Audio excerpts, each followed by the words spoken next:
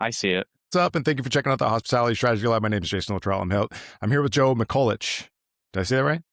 You Mikulich. did knock it out of the park. It was good. Thank you so much for being here. You've got this kind of stellar track record for creating these successful and scalable these successful hospitality operations. And you're a super young guy. You want to tell me your story? Yeah, yeah. Well, first, thanks for having me on. I really appreciate it. It's an honor. Yeah, so my name's Joe Mikulich. I am fairly young. I'm 34 years old. About to be 35 in March. But I'm local in Las Vegas, born and raised here. I didn't really know what I wanted to do. I played soccer my whole life growing up, and I was blessed to go to UNLV and continue that. And hopped into the hospitality world at UNLV for business or hotel administration and finance. And my path just kind of led me to work on the strip and work in some cool restaurants. I worked for Jose Andres at one of his restaurants here on the strip, became a sommelier there, and grew that path and met some amazing partners, and decided to do my own thing off the strip about 10 years ago. And now this restaurant group has grown, and we're about to have four full restaurants, three of which in Las Vegas and one in Seattle. Okay. Las Vegas. I hear the real Las Vegas is off the strip, right? I mean, everybody It's I know definitely who lives growing to there, be that, yeah. but it's still a very dense F&B town. How do you communicate with your customers, and who is your customer? Yeah, a couple of ways. I mean, coming from the strip with my partner, and we are definitely a group that's a little bit more adventurous and trying to push the envelope with cool tasting menus and things like that. Our connections from the strip, Vegas is still so darn small that we got a lot of love from the industry from the strip coming off strip or talking about us.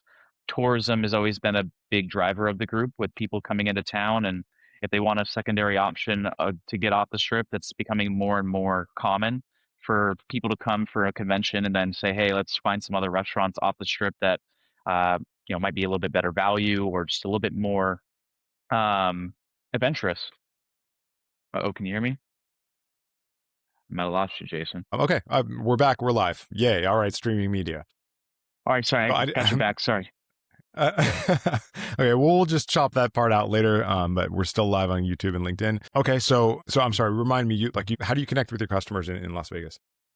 Yeah, a few different ways. So with our connections from the strip and working on the strip for so many years, a lot of the people that work on the strip love to support off strip. So that alone, when they're off, they come and check us out. They're talking to guests that dine with their restaurants and are saying, hey, like here's some other options that we go to off strip. One big way, I mean, with media, there's definitely been a big push for off strip restaurants to get some recognition, whether it's Eater or different articles to come off strip and try some of us. And then just doing a really good job with regards to retention with these guests. There's a weird thing in Las Vegas. Vegas is going through a weird thing right now with, the economy and tourism and all this stuff. And more locals are trying to, save money and support their local restaurants, and not going to the strip is a big part of that, I think. Okay, so like most of your customers are local. I would say for Anima, it's probably 60-40, favoring the locals. My other restaurant, EDO, which is going to be moving into this shopping center, was much more heavily trafficked towards tourism. It's a little bit closer to the strip. And then my new restaurant that's about to open in 2.5 weeks is directly behind the Spheres. I'd probably say a vast majority of it will be tourism. I mean, ten years ago when you first got involved in this stuff, like as an operator, not as a sommelier, but as an operator, like you were freshly graduated. What are your thoughts on like how the world has changed since then? Man, I mean, It seems like when we first started, it's like a whole different universe, right? it is. I mean, there's so many different factors that go into it.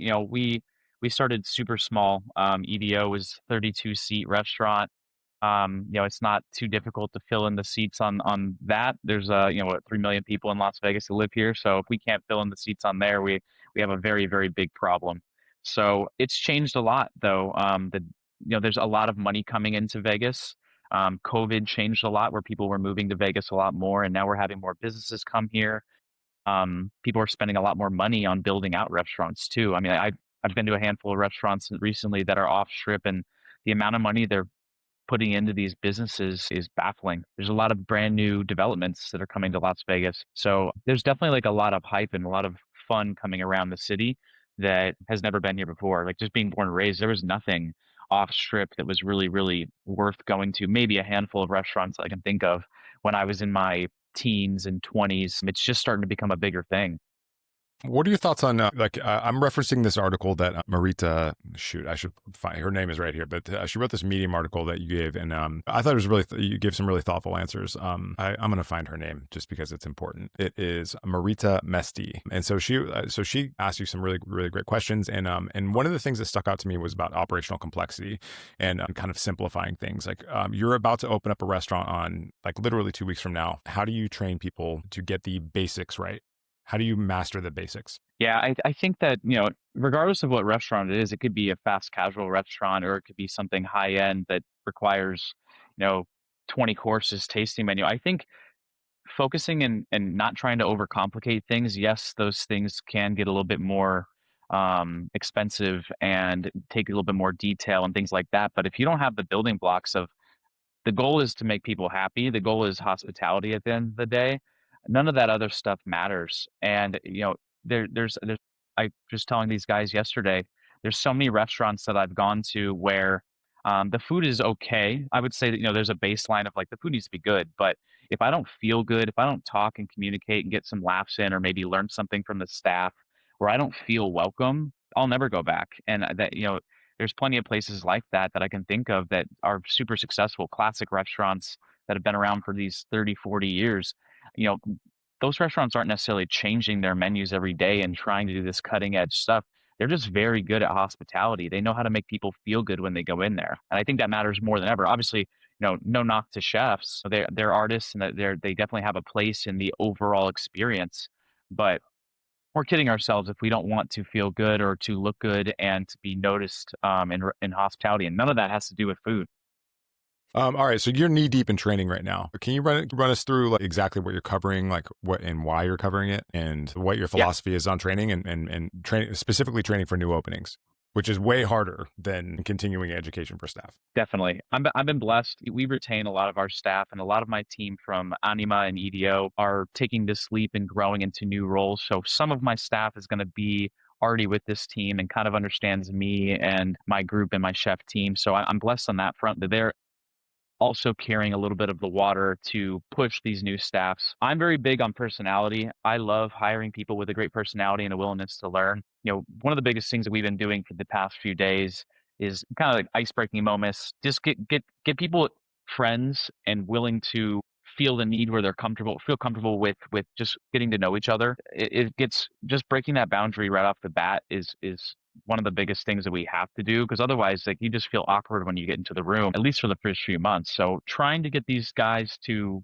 become as close as possible, making jokes, trying to create scenarios where they're having fun together, learning together, testing each other, tasting together, whether it's food and beverage. I'm on the Somm side, so we went through 15 wines over the past few days, and a little bit of alcohol in their system. They all started getting a little bit more chatter going, which I honestly, aside from like getting drunk, that's definitely not the goal, but it opened them up a little bit to be a little bit more comfortable, and I'm all about that. Like it was great yesterday.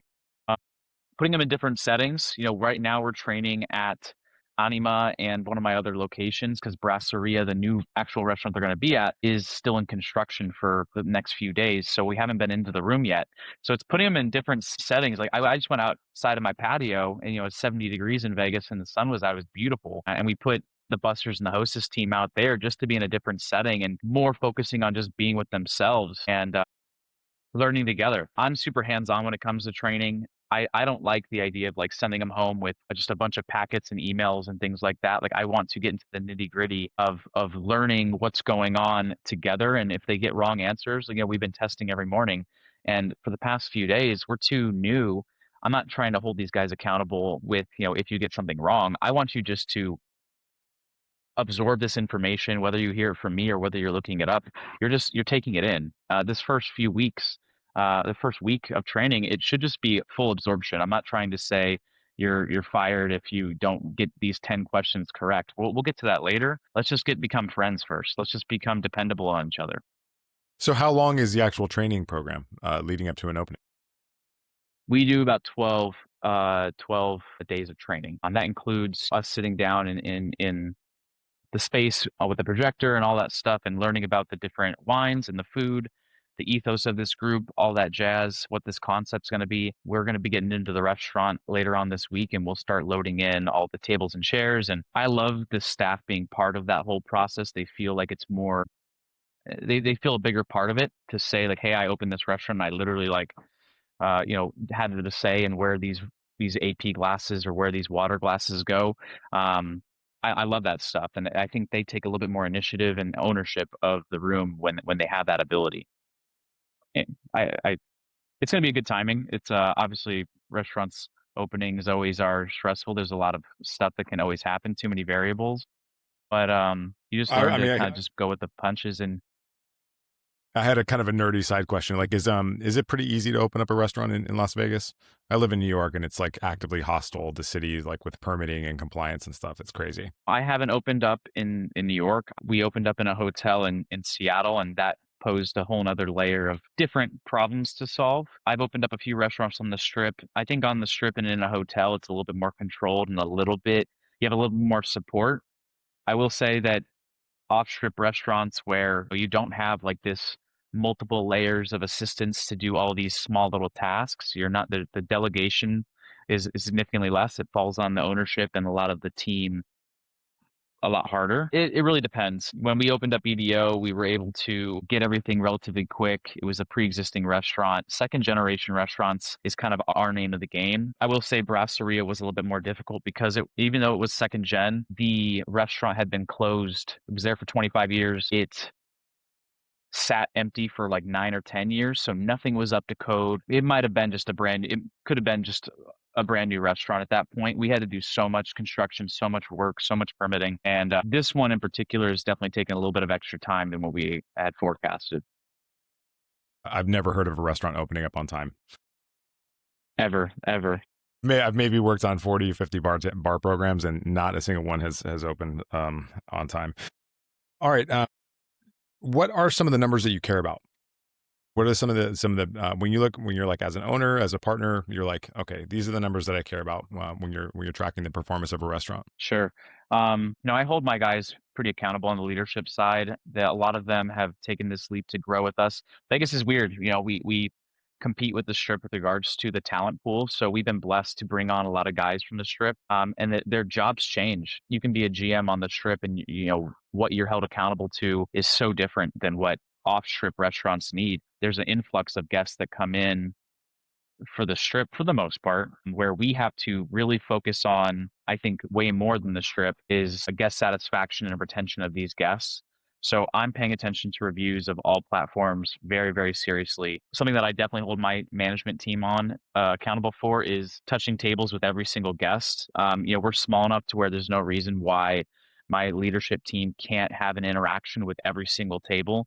If we're doing, my restaurants are not very big on average of 100 covers a day. There's no reason why they can't have an interaction with each table on the leadership side. So I'm definitely pretty strong on that. I do it myself. I think it's super crucial. Let's see what else. We take very, very strict. Yep. Go ahead, please. I was gonna say we take insanely strict notes.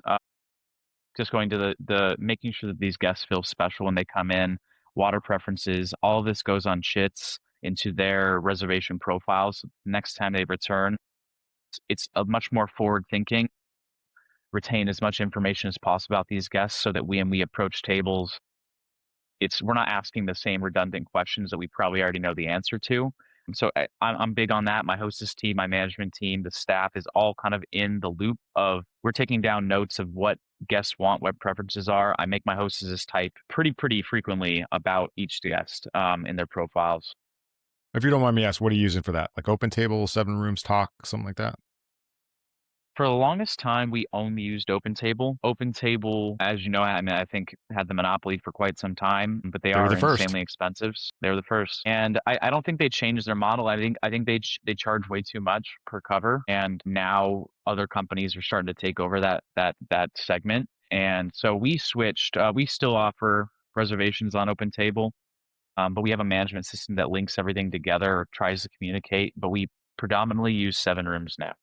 Got it. Okay, so on a scale of McDonald's Turn and Burn to 11 Madison Park Dreamweavers, where they literally investigate every guest and guest of guests, Where are you guys at? I would say we're at like a seven, A 7. Okay. On a seven, on a but 0 we're to not 10 scale. recent. Got it. Yeah, I would say that. Yeah. 'Cause, I mean, what EMP is doing is next level type stuff. Our price per head is probably around 95, $100. So I wish I had the ability and to afford a single person to research every guest and know their shoe size every single day.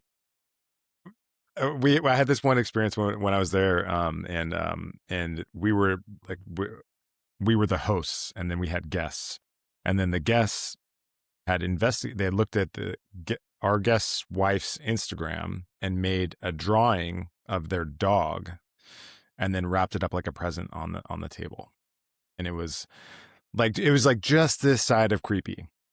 It was like just on the right side of creepy, but it could have, like, if they didn't play it just right, it would have been kind of weird. Definitely. Yeah, there's a borderline where it's almost like too intrusive where you're like, how did you figure this out type Yeah. thing. I respect it. I mean, I think it's super cool. I went there and it's an amazing restaurant. I'm not knocking it. Definitely. I wish I had the opportunity to work in a restaurant or have my own restaurant that demanded that kind of a price point. We're not there yet, but or I don't even know if Vegas is there yet, but it's respectable for sure. Well, they famously they kind of kept themselves in the headlines, not only with, like, I'm sure, a very strong PR engine, but also they were very clear on what they stood for and what they stood against. So, like, they were like, we're gonna go vegan. We're gonna go tipless. They went tipless, I think, right? They're like, we're gonna go vegan. That was a big thing. And everybody's just like, what are you guys doing? This is not gonna work. And years later, we found out it didn't work because now they're back to being carnivores. Yeah, they went back. What That was like what last year, right?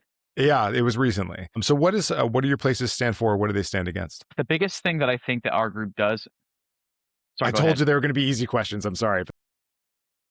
Oh no, no, no. I'm totally. I like this question. I tell these guys myself. I've kind of always been so driven on the guest experience. I tell my guys all the time, like the chef team, obviously being on the front of house side is where I focus. I love delegating and hiring these amazing chefs that have joined me. We have a lot of insane talent from three-star Michelin restaurants in Spain to guys that have worked at L'Atelier and Robuchon by Joel Robuchon. I opened up one I'm of the blessed bars. with Yeah. these artists, but that is completely separate. I'm very big on making sure that we do everything in our possibility to show these guys a great time. That when the food comes out, that should speak for itself, and we can't rely heavily on those things. But I think what my group does differently is there's no reason in my world why we can't put out amazing quality food that you learn something, that you taste a new ingredient, but you're doing an experience that's a little bit more comfortable. It's not super high end. We're not a group that's very stuffy. There's no suit and tie and a double Windsor from every single management team. I'm all about tattoos. I'm much more like open to that whole world of showing creativity, not only with the food, but with the staff, making relationships and joking with people. We definitely come from a little bit more of a casual, but still we know exactly how to run service. But there's no reason why we can't have a laugh and joke with other tables together. And not make it such a stuffy environment, but still have high quality food that you can, enjoy and learn. I would hope so. Yeah, it's like kind of table stakes these days. Like a high Yeah, quality, yeah, memorable experience, and then just really good food. It's just like that's where you begin. Okay, you mentioned delegation a couple times. How do you take things off of your plate effectively so that everything gets done? sure. I'm new in this world. Like I'm still learning every day. Being only 34, I've been on the leadership side with soccer and other things too. But um, how I focus on doing it, it doesn't work out if I don't make myself as healthy and clear-minded as possible. I definitely focus on staying in very close communication with all of my leadership team. I love doing physical things with them. So I like me touching back on me being an athlete. I love doing things outside this restaurant world just to create a relationship where my staff and my team feels like they can trust me, can count on me, but also do things outside of their comfort zone for the better of this group. And ending up with myself. But like we run hills. My team, we go on runs on. We didn't do it today because we're in training, but Wednesday mornings we always go run together. Putting them in a situation where like they are doing something better for themselves that the hospitality world could always use more of. and it's a jump start to their day. But like, the people that come to things like that, outings, maybe not physically exerting running, but I definitely find the benefit. But doing things outside the restaurant where you can build relationships and friendships where you're dependent on each other has always been big with us. Those people that come and do those things have been with me longer than anyone else. They find a sense of place, a community, and that they're way more dependable. So communication's a big one for me. Doing things outside the workplace and showing that I appreciate and respect and want to grow with these individuals has grown leaps and bounds for this group. I love it. But I stay pretty I use my calendar a lot. I use alerts, workday, all those things. I stay I try and fill up my calendar as much as possible, even if it's just setting alerts to remind them of certain things or things that I hold them accountable for. My calendar is always full with those things. I think staying as organized as possible is been the best thing I've ever done with regards to delegating. Holding Hmm. people accountable really is a big part of it. Interesting. This is like my love language, project management for especially for like openings and like specific destination events, like let's say opening up the doors on time.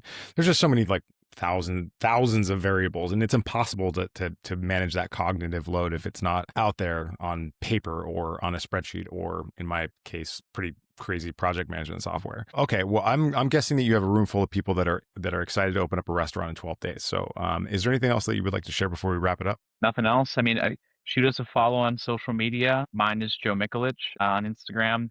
The handful of restaurants you have Anima by EDO, you have Brasseria by EDO, and then in Seattle we have La Loba, LALOBA. So would love to see you guys all come in. I'd love to chat more, but really good to meet you, Jason. All right. Thank you so much for doing this. This has been Joe Mikulich from the EDO Hospitality Group. They're opening up a restaurant in 17 days and somehow came up with a couple minutes to talk to us. So I really, really appreciate it. We're going to put all the stuff in the show notes. Joe, thank you so much for coming on. I really appreciate it. Appreciate you. Yeah, thanks for having me on. Of Talk soon. course. And good luck. Talk soon. Thank you. Appreciate it. Hold on a second.